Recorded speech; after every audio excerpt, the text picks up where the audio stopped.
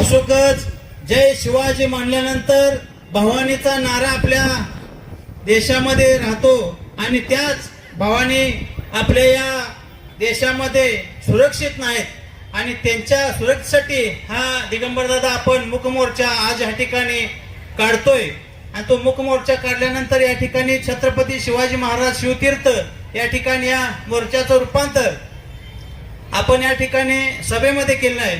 खरं तर परवा जो अमानुष अत्याचार झाला, ज्या मुलीवर अत्याचार झाला, त्या घरावरती त्या कुटुंबावरती किती मोठं संकट आलं असेल याची खऱ्या अर्थानं आपल्या लोकांना त्याची कल्पना सुद्धा येणार नाही।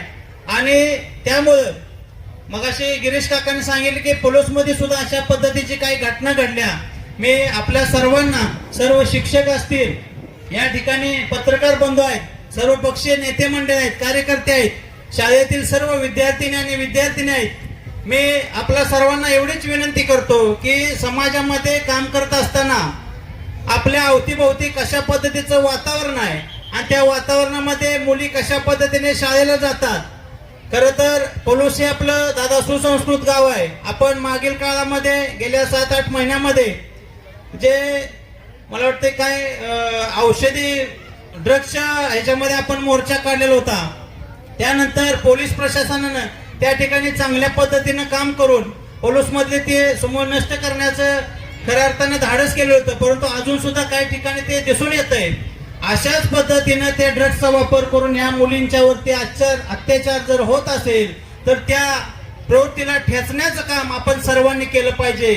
आणि मी खरं तर शासनाला विनंती करतो की हे अशा पद्धतीचे जे प्रकरण आहे ते न्यायप्रविष्ट न ठेवता त्याला वारंवार तारखा न देता विशेष न्यायालयामध्ये, मॅडमने मगाशी सांगितलं की ते विशेष न्यायालयामध्ये दाखल करून त्याला तात्काळ ते निकालात काढून त्याला अतिशय, दादांनी मगाशी सांगितलं की त्याचा प्रत्येक पार्ट वेगळा केला पाहिजे। अशा पद्धतीचे छत्रपती शिवाजी महाराजांच्या काळामध्ये त्यांच्या दरबारामध्ये अशा पद्धतीचे जर न्याय त्या पद्धतीने न्याय करत होते तर हत्तीच्या पायाखाली त्यांना चिरडून मारण्याचं काम खऱ्या अर्थानं शिवाजी महाराजांनी केलं आणि त्याच पद्धतीने टकमक टोकावून सुद्धा त्यांना ढकलून त्यांना शिक्षा दिली। अशाच पद्धतीनं शासनानं सुद्धा या नराधमांना लवकरात लवकर शिक्षा द्यावी अशी मी आपल्या या पलूस नगरीच्या वतीनं विनंती करतो। तसेच पलूसमधील सर्व संस्था असतील, सर्व नेते मंडळ यांच्या वतीनं त्या मुलीला भावपूर्ण श्रद्धांजली वाहतो आणि थांबतो।